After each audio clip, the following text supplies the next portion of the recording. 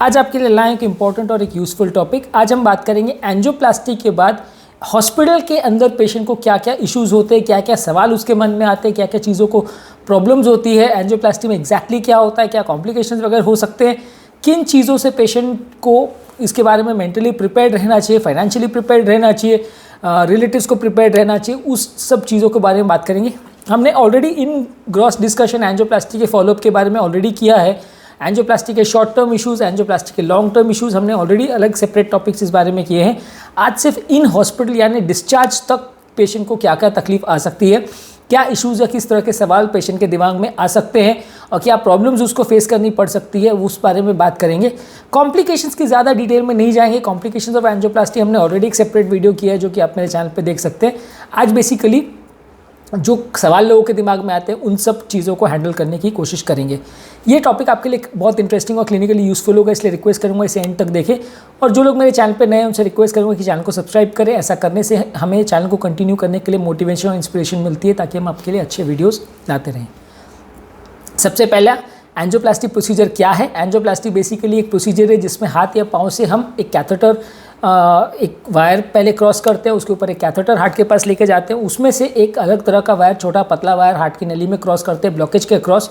उसमें फिर एक बलून लगा के बलून से नली को डायलेट करते हैं, थोड़ा पोला करते हैं और वहाँ पर एक स्टेंट लगा देते हैं जो कि स्टेंट अंदर रह जाता है। और बाद में हम स्टेंट बेसिकली उसका पर्पज़ ये होता है कि कचरे को साइड पर कर देता है जिसकी वजह से नली में ब्लॉकेज आया है, और बाद में हम बलून और वायर को निकाल देते हैं, स्टेंट अंदर बॉडी में रह जाता है। ये एंजियोप्लास्टी का बेसिक कॉन्सेप्ट है जिसको हमें समझने की ज़रूरत है।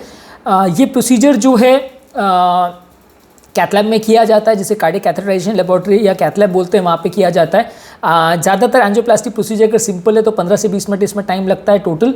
अगर कॉम्प्लिकेटेड है या टफ प्लास्टी है तो मे बी 1 से 1.5 घंटा 2 घंटा तक भी लग सकता है। बेसिकली ये एंजियोप्लास्टी का जो प्रोसीजर है ये लोकल एनेस्थीसिया में किया जाता है। इसके लिए पेशेंट को बेहोश नहीं किया जाता है, इसके लिए पेशेंट को अनकॉन्शियस करने की ज़रूरत नहीं पड़ती है।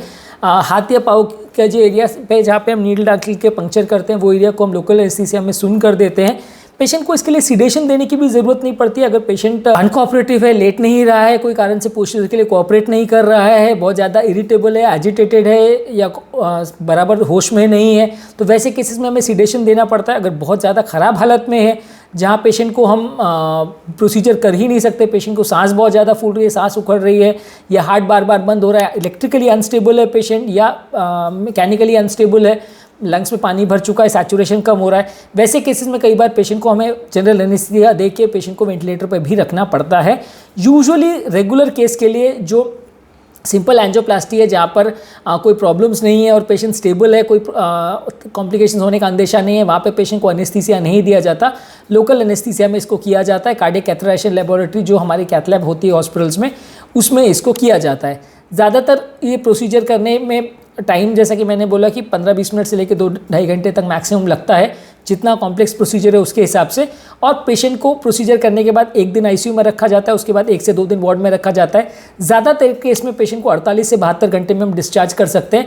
पेशेंट को इस टाइम तक हॉस्पिटल में रखने का रीज़न ये है कि ज़्यादातर एंजियोप्लास्टी से रिलेटेड जो भी प्रॉब्लम्स आती है, कॉम्प्लिकेशंस आती हैं, दवाओं के रिएक्शन होने का चांस, स्टेंट के बंद होने का चांस, ज़्यादातर जो भी ब्लीडिंग का चांस, प्रॉब्लम्स होने का चांस पहले 48 घंटे में सबसे ज़्यादा रहता है। इवन हार्ट अटैक से रिलेटेड या हार्ट अटैक के टाइम पे भी जब वो एंजियोप्लास्टी करते हैं या स्टेंट डालते हैं तो उस टाइम पे भी हार्ट अटैक रिलेटेड प्रॉब्लम्स भी ज़्यादातर जो भी आती है वो भी पहले 48 से 72 घंटे में ज़्यादातर आती है। इसलिए पेशेंट को अगर सिंपल प्रोसीजर है तो 48 घंटे में डिस्चार्ज कर दिया जाता है।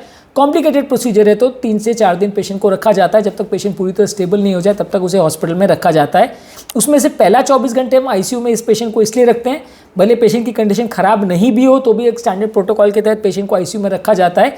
इसको करने का रीज़न ये है कि अगर पेशेंट को सडनली स्टेंट में कोई क्लॉटिंग आती है या दबकारा अनियमित होता है या कोई दवा से रिलेटेड रिएक्शन होता है या ब्लीडिंग होता है तो वो आईसीयू में बेटर मॉनिटर हो सकता है। ज़्यादातर इसका होने का चांस पहले 4-6 घंटे या पहले 10 घंटे सबसे ज़्यादा रहता है। जैसे जैसे टाइम निकल जाता है तो इसका प्रॉब्लम्स होने का चांस कम हो जाता है, तो इसलिए पहले 24 घंटे पेशेंट को आईसीयू में रखा जाता है। प्रोसीजर के दौरान पेशेंट को बेहोश नहीं किया जाता है, पेशेंट को सीडेशन भी नहीं दिया जाता है, पेशेंट कॉन्शियस रहता है। और जैसे ही हम कैथ लैब से बाहर पेशेंट को लेते हैं तो रिलेटिव्स उससे बात कर सकते हैं। प्रोसीजर के लिए 3 घंटा खाली पेट होने की ज़रूरत है, इसलिए प्रोसीजर से 3 घंटे पहले तक पेशेंट को खाना नहीं दिया जाता है। प्रोसीजर होने के 1 आध घंटे के बाद पेशेंट को आप थोड़ा पानी वगैरह दे सकते हैं, थोड़ा जूस दे सकते हैं, और उसके आधे से 1 घंटे बाद पेशेंट को थोड़ा हल्का खाना दे सकते हैं। इनिशियली थोड़ा बॉइल्ड या मैश्ड फूड इस तरह का आप पेशेंट को दें तो ज़्यादा अच्छा है, क्योंकि थोड़ा सा वॉमिट होने का चांस ज़्यादा रहता है। एंजियोप्लास्टी के तुरंत बाद थोड़ा कॉन्ट्रास्ट एलर्जी वगैरह से लेके वॉमिट होने का चांस, या कभी कभार रिपीट प्रोसीजर वगैरह कुछ चेक एंजियो वगैरह लेना पड़े, उसका चांस थोड़ा ज़्यादा रहता है। इसलिए पहले 1 घंटे हम पेशेंट को प्रोसीजर के बाद खाली पेट रहने को बोलते हैं। जो हाथ में लगी हुई सुई या ट्यूब रहती है, वो भी अगर हाथ से अगर एंजियोप्लास्टी किया है तो लगभग आधे 1 घंटे के बाद निकालते हैं, और अगर पाँव से एंजियोप्लास्टी किया है तो 4 से 6 घंटे के बाद निकाला जाता है। उसको निकालने के बाद पेशेंट को वहाँ पे एक पट्टा लगा दिया जाता है, एक डायनाप्लास्टर करके प्लास्टर होता है, वो बांध दिया जाता है, और वो एरिया थोड़ी देर कंप्रेशन दिया जाता है ताकि वो एरिया में ब्लीडिंग ना हो, और उसके बाद पट्टा बांध दिया जाता है। ये पट्टा ऑब्वियसली थोड़ा टाइट ज़्यादा बांधा जाता है, तो थोड़ा सा पेशेंट को इनकन्वीनियंट होता है, पेशेंट को थोड़ा पेन होता है उसको करने के बाद। 1 आध दिन के बाद पट्टे को हम लूज़ कर सकते हैं, और उसके 1 आध दिन के बाद पट्टे को निकाल सकते हैं। रेडियल एंजियोग्राफी जब हम करते हैं तो 1 घंटे के बाद भी उसको थोड़ा सा लूज़ किया जा सकता है, और 1 आध दिन में निकाला जा सकता है। पाँव से जब हम करते हैं तो उसको 1 या 2 दिन के बाद पट्टे को निकाला जा सकता है। यूजली एंजियोप्लास्टी होने के बाद 2 से 3 दिन तक पेशेंट को हॉस्पिटल में रख के फिर डिस्चार्ज कर सकते हैं। एंजियोप्लास्टी से तो प्रॉब्लम्स जो हो सकती है वो ये है कि सडनली स्टेंट में क्लॉटिंग हो सकता है, जिसे स्टेंट थ्रोम्बोसिस बोलते हैं। स्टेंट थ्रोम्बोसिस होने का 1 से 2% चांस रहता है। ज़्यादातर ये बहुत कॉम्प्लेक्स प्लास्टीज में, टफ केसेस में, पम्प फंक्शन जिनका लो है, कंडीशन ख़राब है, दवा प्रॉपरली पेशेंट की बॉडी में असर नहीं कर रही है, डायबिटिक पेशेंट्स है, फीमेल पेशेंट्स है, एल्डरली पेशेंट्स है, इस तरह के लोगों में स्टेंट की क्लॉटिंग होने का चांस ज़्यादा रहता है। पहले एंजियोप्लास्टी होने के 12 से 24 घंटे में इसका सबसे ज़्यादा चांस रहता है। जैसे जैसे टाइम बीतते जाता है इसका कर्व नीचे आ जाता है। पहले 48 घंटे सबसे ज़्यादा रिस्क रहता है, उसमें भी पहले 7-8 घंटे ही सबसे ज़्यादा जोखिम रहता है। और कभी कभी ऐसा ही होता है कि पेशेंट को हम प्रोसीजर करके शिफ्ट करते हैं और पहले 1 आध घंटे में ही सडनली क्लॉट हो जाता है स्टेंट में। ज़्यादातर मैक्सिमम रिस्क इसी टाइम पीरियड में होता है। ऐसा इसलिए क्योंकि स्टेंट बेसिकली एक मेटल है, बॉडी के अंदर जब जाती है तो बॉडी कभी किसी कारणों से उसे एक्सेप्ट करती है, नहीं करती है। दवाओं की वजह से बॉडी का खून अगर एडिक्वेटली पतला नहीं हो पाया है तो ये सब कारणों से सडनली फॉरेन बॉडी में एक तरह से का रिएक्शन डेवलप हो जाता है और सडनली स्टेंट बंद हो सकता है, जिसका 1 या 2% ही चांस है, लेकिन ज़्यादातर होता है तो पहले 24 से 48 घंटे में ही होता है। इसके अलावा कभी कभी प्रोसीजर के बाद पेशेंट को कॉन्ट्रास्ट रिलेटेड एलर्जी हो सकती है। यूजली ये बहुत सिग्निफिकेंट नहीं होता और इसमें इतना ज़्यादा प्रॉब्लम नहीं आती, दवाओं गोलियों से अपने आप मैनेज हो जाता है। कभी कभी जो कॉन्ट्रास्ट हम एंजियोप्लास्टी वगैरह में देते हैं उससे किडनी पर से असर हो सकता है, किडनी बराबर काम ना करे, ऐसा हो सकता है। कॉन्ट्रास्ट क्योंकि नॉर्मल जो कॉन्ट्रास्ट हम देते हैं वो किडनी के रास्ते ही बाहर निकलता है, लेकिन जब पेशेंट को अगर एंजियोप्लास्टी कॉम्प्लिकेटेड है और ज़्यादा अमाउंट ऑफ कॉन्ट्रास्ट दिया गया है, या पेशेंट का पहले से किडनी अगर कॉम्प्रोमाइज है, डायबिटीज़ या किडनी की बीमारी पहले से उनको है, तो वैसे केसेस में किडनी का फंक्शन कॉम्प्रोमाइज़ हो सकता है, जिसमें हज़ारों में एक आध व्यक्ति का किडनी पूरी तरह फेल हो जाए और डायलिसिस वगैरह की ज़रूरत भी पड़े, ऐसा हो सकता है, पर चांसेस बहुत कम है। इसे कॉन्ट्रास्ट रिलेटेड नेफ्रोपैथी बोलते हैं। इसके अलावा जब हम कॉन्ट्रास्ट देते हैं तो अगर स्टेंट में क्लॉटिंग ना भी हो तो भी हार्ट पर थोड़ा सा ओवरलोड होता है कभी कभी, और उसकी वजह से प्लास्टिक के तुरंत बाद पेशेंट की कंडीशन कभी कभी बीपी भी एक बार ड्रॉप होता है, क्योंकि कॉन्ट्रास्ट जब बॉडी में जाता है तो सडनली हार्ट का पंपिंग प्रेशर थोड़ा कम हो जाता है। तो यूजुअली अगर ब्लड प्रेशर नॉर्मल भी रह रहा है प्रोसीजर से पहले, तो प्रोसीजर करने के बाद थोड़ा 20 से 30 मिलीमीटर बीपी ड्रॉप हो जाता है। इसको नॉर्मल रहे, परफ्यूजन प्रेशर मेंटेन रहे, उसके लिए हम उनको बीपी बढ़ाने की दवाई तो देते हैं, लेकिन उसके बावजूद भी थोड़ा सा बीपी ड्रॉप तो होता है। कभी कभी जो हम कॉन्ट्रास्ट देते हैं उससे सडनली हार्ट पर ओवरलोड होता है तो लंग्स में पानी भर सकता है। जिन लोगों को बहुत मैसिव हार्ट अटैक है या पंप फंक्शन बहुत ज़्यादा कॉम्प्रोमाइज्ड है, हार्ट का पंप फंक्शन 20-25% के आसपास है, वैसे लोगों में इस तरह का प्रॉब्लम होने का चांस ज़्यादा होता है, जिसमें प्रोसीजर के बाद सडनली पेशेंट की कंडीशन बिगड़ जाती है, पेशेंट को खून पेशाब निकालने की दवाई भी दी जानी पड़ती है और कभी कभी उनको वेंटिलेटर वगैरह पे भी रखना पड़ता है। तो ये प्रॉब्लम्स होने का चांस कम है, ज़्यादा ख़राब पेशेंट्स के साथ इनका चांस ज़्यादा है, लेकिन अगर होगा तो पहले 24 से 48 घंटे में ही होगा। इसके अलावा प्रोसीजर के बाद कभी कभार जब स्ट्रेच करके हम नली में स्टेंट को लगाते तो थोड़ा सा खिंचाव से रिलेटेड पेशेंट को कुछ घंटे पेन रह सकता है। ज़्यादातर इस दौरान हम रिपीट ईसीजीज करते हैं कि अगर पेशेंट को सीवियर पेन होता है और ईसीजी में चेंजेस अगर दिखने लगते हैं तो हम पेशेंट का वापस एंजियोग्राफी चेक हमें कभी कभी करना पड़ता है। पर अगर पेशेंट को कोई पेन नहीं है, माइनर सिम्टम्स वगैरह हैं और ईसीजी में चेंजेस नहीं है या बिल्कुल माइल्ड पेन है, तो एंजियोग्राफी रूटीनली चेक नहीं करते हैं। सीवियर पेन हो और ईसीजी में चेंजेस हो तो ही चेक एंजियो वापस से करने की ज़रूरत पड़ती है। या कभी कभी कोई कॉम्प्लिकेटेड प्लास्टी हो जहां हमें स्टेंट को वापस से रीऑप्टिमाइज करना हो या एक बार रीस चेक करना हो, मल्टीपल स्टेंट्स डाले हो, पहले टाइम पेशेंट की कंडीशन ख़राब थी इसलिए स्टेंट्स को बहुत अग्रेसिवली एक्सपैंड नहीं कर पाए थे, या मल्टीपल ब्लॉकेजेस थे उसमें एक दो नली को हमने किया था और एक आध नली को छोड़ दिया था, तो वैसे केस में कभी कभार सेकेंड पेशेंट को एक दो दिन के बाद वापस एंजियो के लिए लेना पड़ सकता है और कभी कभार स्टेंट्स को री एक्सपेंशन वगैरह भी किया जा सकता है।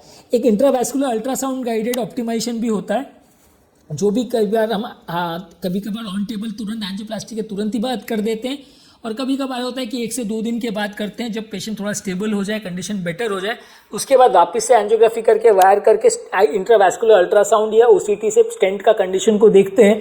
वहाँ पे एक्सपेंशन वगैरह अगर फिर से वापस करने की ज़रूरत है, कोई स्टेंट का सेगमेंट अगर अंडर एक्सपैंडेड वगैरह है तो वहाँ पे हम उसको फिर से री एक्सपैंड कर सकते हैं, स्टेंट की कंडीशन को थोड़ा बेटर कर सकते हैं। जो प्लास्टिक के बाद थोड़ा इन्फेक्शन वगैरह हो सकता है, ये इन्फेक्शन यूजली हार्ट में नहीं होता है, ये इन्फेक्शन ज़्यादातर ब्लड में जो कैनुला वगैरह के लाइंस वगैरह लगाते हैं या हॉस्पिटल में पेशेंट को आईसीयू वगैरह में रखते हैं तो कई बार कहीं से कंटामिनेशन होने की वजह से थोड़ा इन्फेक्शन हो सकता है। ज़्यादातर ये उतना प्रॉब्लम नहीं करता, लेकिन हाँ कभी कभी अगर इन्फेक्शन बहुत ज़्यादा ब्लड में स्प्रेड हो जाए और सेप्सिस कर दे तो स्टेंट में क्लॉटिंग होने का चांस भी बढ़ सकता है, पेशेंट का ब्लड प्रेशर भी ड्रॉप हो सकता है, पेशेंट का पंप फंक्शन भी कॉम्प्रोमाइज़ हो सकता है, जान का खतरा भी हो सकता है। तो अगर इन्फेक्शन बहुत ज़्यादा सीवियर हो तो थोड़ा जान का खतरा हो सकता है, पर अदरवाइज यूजली इतना दिक्कत नहीं करता, ज़्यादातर एंटीबायोटिक्स वगैरह से मैनेज हो जाता है। रूटीनली भी इन्फेक्शन ना हो इसलिए एक आध एंटीबायोटिक तो पेशेंट को दिया जाता है, लेकिन क्या है कीटाणु बहुत सारे तरह के होते हैं, अलग अलग पेशेंट को अलग अलग तरह के कीटाणुओं का हमला होता है, तो कौन सा कीटाणु किस पेशेंट में एक्टिव है वो प्रेडिक्ट कर पाना मुश्किल है। तो इसलिए सब देने के बाद भी कभी कभी थोड़ा इन्फेक्शन हो सकता है, जिससे पेशेंट को 1-2 दिन तक फीवर आ सकता है और पेशेंट का थोड़ा स्टे इसमें प्रोलॉन्ग हो सकता है। चांसेस 1-2% ही है, लेकिन कभी कभार हो सकता है।